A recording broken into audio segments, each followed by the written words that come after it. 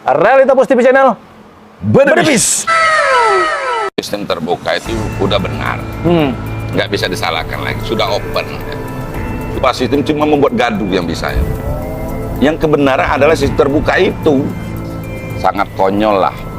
Nah, kalau itu dirubah, karena percuma masyarakat itu menggunakan hak pilihnya itu. Oke, assalamualaikum warahmatullahi wabarakatuh. Halo adik sana dimanapun anda berada, kembali lagi di channel Realita Pos TV, channel yang memberikan informasi, edukasi, dan inspirasi tentunya. Nah, alhamdulillah hari ini kita di program podcast bertandang. Podcast bertandang, dan kita alhamdulillah bertandang di Sekretariat Demokrat Kota Bengkulu. Dan alhamdulillah kita disambut hangat oleh salah satu ketua atau ketua langsung, yaitu Bang Tono panggilannya. Bang, apa kabar Bang? Alhamdulillah baik.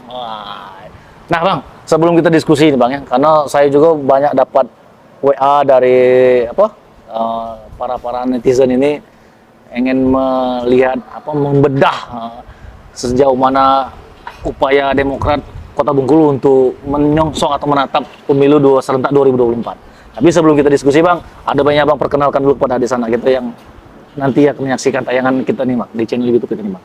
Silakan Bang. Assalamualaikum warahmatullahi wabarakatuh. Waalaikumsalam. Yang jelas salam sejahtera bagi kita semua. Nama Suhartono. Suatu panggilan. Ya, panggilan Tono, Dang Tono. Dang Tono. Pekerjaan sehari-hari wira swasta. Swasta ya. Kami dari DPC Partai Demokrat akan siap menjelang pemilu 2024 ini, yang terutama kader-kader muda milenial. Ini udah lama memimpin Demokrat DPC Kota Bang? Alhamdulillah saya dipercaya mulai dari tahun 2018 mimpin Partai Demokrat ini melalui pemilihan muscap. Oh muscap. Ya. Nah ini Bang, kan berarti Abang sejak 2018 berarti ada sekitar 5 tahun ya Bang ya? Ya. Memimpin Partai Besutan Pak SBY atau Partai Berlambang Mercy ini tentunya tidak mudah Bang untuk mencapai dengan titik sekarang Bang ya. Mungkin pada saat itu zaman Abang 2015 Partai Demokrat mungkin dari sisi kiprah belum begitu untuk di kota nih Bang ya. Ya. Bagaimana Bang perjalanan ini Bang? Bisa diceritakan Bang? Yang jelasnya begini, saya dipercaya memimpin partai ini, saya membawa sistem pola saya sendiri dan juga menaati aturan yang ada di DPP. Ya. Yang jelas saya jalankan di kota ini sistem terbuka. Sistem kebebasan terbuka itu dalam arti kata begini, kita memberi kesempatan seluruh kader sebebas-bebas mungkin untuk di dalam hal kapasitas meraih kursi. Tujuan di organisasi seperti DPR ini kan, partai ini kan untuk ngejar kursi DPR, meraih kursi sebanyak-banyak mungkin. Nah, maka pada kesempatan ini, ya kami dari Demokrat ya dalam arti kata selalu memberi keterbukaan untuk para seluruh baik jajaran ke mahasiswa, wira swasta, mantan-mantan pemerintah yang mau bergabung dalam arti kita siap diterima. Terbuka untuk umum ya Pak? Ya, terbuka untuk semua kalangan. Kalangan. Nah, artinya kan kalau Abang melihat kan kiprah 2014 ke 2019, sekarang 2019 ke 2024, artinya Abang kan sudah mengalami fase itu ya, artinya 2018 transisi Bang. Kan saat itu berapa kursi Bang DPR Kota Bang untuk Demokrat sendiri? Sebelum saya dipercaya untuk memimpin DPC Kota Partai Demokrat, itu 3 kursi. 3 kursi. Alhamdulillah dipercaya dengan saya waktu terpilih di Muscap, mengejar pemilu 2019. Alhamdulillah dengan dukungan masyarakat Kota Bengkulu, teman-teman di sana bertambah 1 kursi menjadi 4 kursi. Cuman kalah di hitungan biji suara kita nggak dapat unsur pimpinan. Berarti hampir nyaris ya begini, nyaris. Hampir. Berarti next 2024 ini? Ya 2024 ini insya Allah kita dengan seluruh jajaran kepengurusan, baik tingkat sampai ke tingkat PAC ke ranting, harus bekerja keras, target ya mengejar unsur pimpinan, harus ada kenaikan lagi. Gitu. Nah, kalau dari Abang amati artinya kan untuk mencapai target ini kan pasti harus ada persiapan Bang ya. Nah, apa aja nih Bang? Persiapan awal kita udah membuka, sudah menyusun, membentuk tim kepanitiaan penjaringan bacalek. Itu yang diketuai oleh Pak Haji Komarudin itu kemarin secara rapat udah ditunjuk dan udah saya keluarkan SK mandatnya untuk penjaringan Bacalek. Alhamdulillah sampai hari ini khususnya di Demokrat Kota itu sudah banyak pendaftar, baik kader sendiri, internal partai sendiri maupun dari luar. Jadi komposisi Bacalek ya Mas kan untuk ke DCS ya, masih DCS ya Bang ya? Udah penuh Bang? Masih udah penuh, tapi kami tetap membuka arti kata peluang seluas mungkin. Nah, disinilah nanti peranan bagi yang kita tunjuk ketua penjaringan bersama jajaran penjaringan untuk menyeleksi, dan ini juga akan dilaporkan ke jenjang yang lebih tinggi dari kami seperti provinsi dan DPP nanti kan itu. Nah, untuk kota sendiri berapa komposisi Bang? Berapa calon Bang kita siapkan? Kalau dari Perdapil kemarin itu nggak tahu nih apa udah final apa belum. Yang Dapil 4 dengan Dapil 3 katanya ada perubahan satu kursi, dulu 8 sekarang jadi 7, tapi nggak tahu lah. Nah, sedangkan sekarang kita udah setiap dapil itu udah ada yang pendaftarnya itu udah yang mengambil berkas dan mengembalikan lebih dari 12 orang untuk sampai saat ini. Setiap dapil itu 12 orang ya calon ya, yang bakal calon ya dipersiapkan. Wah, itu ada sana Bang, luar biasa kesiapan Partai Demokrat Kota Bengkulu menyongsong pemilu serentak 2024 mendatang. Nah, artinya kan Bang, perjalanan itu kan tidak mudah dong, banyak tantangan Bang ya. Apalagi dinamika partai baik di pusat, mungkin imbasnya sampai ke daerah. Mungkin ada di sana yang menyaksikan ini sudah menyaksikan bagaimana dinamika Demokrat saya. Tapi tetap solid ini bagaimana Bang? Rahasianya kok bisa di tengah badai hadangan Partai Demokrat Kota tetap solid nih Bang? Bagaimana memupuknya? Tingkat awal pertamanya menjalin hubungan silaturahmi yang baik. Kedua, rasa kekompakan yang tinggi. Ketiga, ya yang jelas mengutamakan kalau yang benar diutamakan kebenaran. Itu yang terutama kita di Demokrat. Oh gitu. Jadi kader-kader pun tidak terpengaruh dengan isu di pusat, gejolak-gejolak itu tidak terpengaruh. Kita percayakan sepenuhnya ke semua tokoh, petinggi-petinggi partai politik, elit politik yang ada di pusat. Saya yakin dan percaya hasilnya semua itu tetap baik untuk seluruh masyarakat, warga negara Indonesia. Yang jelas. Iya. Nah, itu di sana bagaimana perjuangan Bang Tono ini mempertahankan kesolidan Partai Demokrat, Bang ya.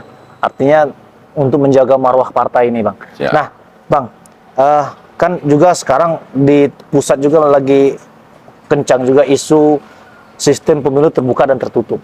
Nah, bagaimana Demokrat Kota Bengkulu menyikapinya ini, Bang? Yang jelasnya tetap solid menyikapi, dan juga kita juga dari daerah pun semua juga sudah memberi masukan ke jajaran yang lebih tinggi dari jenjang kita, seperti kita DPC, kita memberi juga masukan saran juga ke DPD dan DPP, itu tetap arti kata ya mengacu sesuai yang permintaan dari petinggi kita dari pusat. Sistem terbuka ya. Ya. Kenapa Bang? Kalau Abang melihat dari kacamata Abang? Yang jelas begini, itu kan udah jelas-jelas, sangat konyol lah kalau itu dirubah, karena percuma masyarakat itu menggunakan hak pilihnya itu. Sekarang itu kan dia memilih person orang, memilih tokoh orang yang bukan melihat partai. Bukan partai. Kan gitu. Dengan memilih sosok itu, tapi yang dijadikan orang juga beda, kan bertolak belakang gitu. Secara tidak langsung DPR itu adalah penyambung lidah dari masyarakat. Kan itu. Yeah. Cuma landasan adalah partai. Tapi orangnya di sana itu, orang person orang yang didudukkan itu. Kan gitu masalahnya. Yeah. Nah, itu memang satu sisi ya saya nggak tahu lah kalau di partai lain. Kalau yang di khusus saya sebenarnya diuntungkan bagi para seluruh ketua partai. Tapi kalau bagi saya tertutup. Ya, kalau bagi saya selaku ketua Demokrat saya dirugikan. Kenapa Bang? Kok bisa? Yang jelas repot lah kita mengatur strategi caleg. Jadi kesempatan pertarungan itu dirugikan para caleg. Otomatis banyak petarung yang akan maju itu melobi ketua. Nah, kalau sistem yang terbuka kemarin itu nggak ada. Yang jelas +1 dapat ya menduduki tapi kan pertimbangan-pertimbangan. Memang kita melihat kan dinamika itu kan banyak plus minus ya, artinya kan sebuah kebijakan, sebuah sistem diterapkan.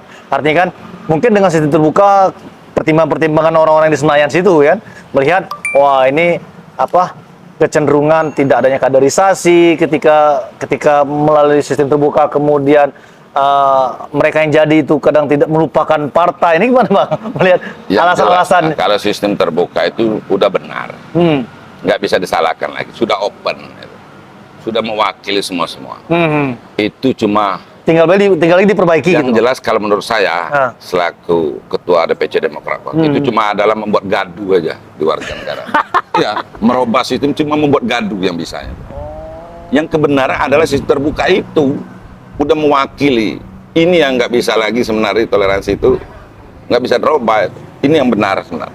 Tapi kalau dirubah lagi itu menciptakan gaduh aja tuh. Nggak ada kerjaan lagi petinggi-petinggi pusat itu. Melemparkan forum permasalahan ini biar rame lagi. Tapi manfaatnya nggak ada itu. Tidak ada manfaat? Tidak, yang jelas tidak. Jadi para ini kan orang kan memilih kan. Contoh sendiri, kita sana mau maju. Sasaran pertama kita merekrut keluarga, sanak famili. Benar. Nah, sanak famili itu menyoblos memilih kita. Iya, tapi yang wakilnya nanti yang jadi kan di nomor urut itu. Ini yang bertolak belakang. Sistem tertutup itu. Itu yang kita tolak ya? Itu yang kita tolak. Jadi bukan person lagi yang mau dinaikkan, tapi orang lain yang naik. Kan gitu. Nah, jadi kalau sistem terbuka, fair. Mau nomor bawah, nomor tengah, dapat suara lebih, dia mewakili. Fair kan perjuangan itu. Sportif ya? Sportif. Sehingga lagi itu yang jelasnya. Strategi, dan kemudian masalah dia tidak pengurus inti atau pengurus inti, fair. Kalau pengurus inti berebut nomor urut, kasihan bagian padahal yang nggak pengurus inti yang bisa mewakili karena dia punya masa, punya kekuatan, penggalangan segala macam kan. Iya. Nah dia nggak bisa duduk nanti mewakili dari nomor-nomor urut dari petinggi-petinggi partai semua. Nah ini satu sisinya. Nah tapi dengan sistem terbuka di fair ini sistemnya. Walaupun dia naruh nomor berapa, kalau dia dipilih orang tetap dapat, kan gitu. Itu yang satu sisi. Nah, tapi kan ini kekhawatiran juga Bang, yang menjadi dasar itu kos politik Bang, tinggi Bang, dianggap pemilu tertutup lebih menekan biaya kos politik rendah ketimbang terbuka. Tergantung calegnya masing-masing. Masalah tinggi rendah itu kan tergantung kebutuhan calegnya sendiri. Kalau memang ya sosok orang tuh ya digemari orang, punya karisma, memang diakui masyarakat, turun ke bawah, ringan tangan membantu. Tidak ada kos politik, tidak ada sulit masalahnya. Enggak semua yang harus dibebankan kata kos politik, enggak. Gitu. Relatif tuh Bang ya. Relatif. Itu jangan enggak istilahnya kata-kata ini aja itu mencari alasan. Kata belece aja lah itu. Iyalah. Kalau memang siap maju itu tunjukkan kesiapan untuk maju. Itu. Berarti Abang selaku ketua partai tidak setuju Bang kalau itu tertutup. Karena diuntungkan. Tidak setuju. Padahal diuntungkan ketua partai ya. Iya. Kalau mau ego ya. Ya. Tapi Abang tidak ya? Tidak. Oh, itu ada sana. Luar biasa nih prinsip Bang Tono ini, dia membawa Partai Demokrat ini memang ingin Partai Demokrat ini partai untuk milik semua masyarakat Bang ya.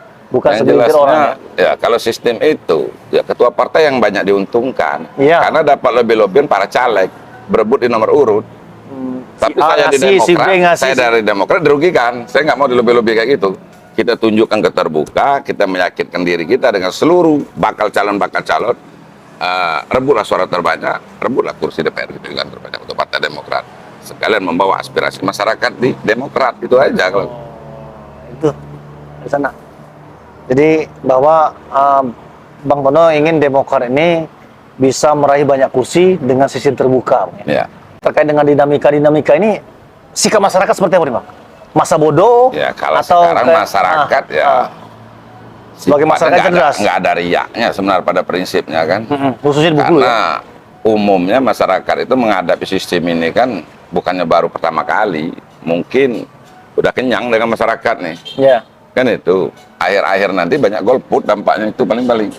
Kalau tertutup. Wah, itu. Karena merasa hak pilih dia tidak mewakili, takutnya nanti kan itu.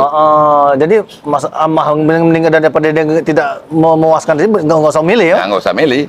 nggak mau datang ke TPS ya? Nggak mau datang ke TPS. Kan itu yang dikhawatirkan. Nah, itu berarti dampak negatifnya juga ternyata akan meninggikan angka golput, Bang ya. Kalau masih tetap ngotot dengan sistem yang lagi diperdebatkan sekarang ini. Oke. Bang, closing statement Bang di program kita Dialog Podcast Bertanang ini terakhir, di akhir dialog kita ini apa yang bisa disampaikan ke masyarakat, kepada adik sana kita nih Bang? Yang jelas pada seluruh adik sana Kota Bengkulu, jangan mudah terpengaruh dalam hal yang tidak benar. Bertanyalah kepada yang bisa menunjuk itu kebenaran. Itu aja.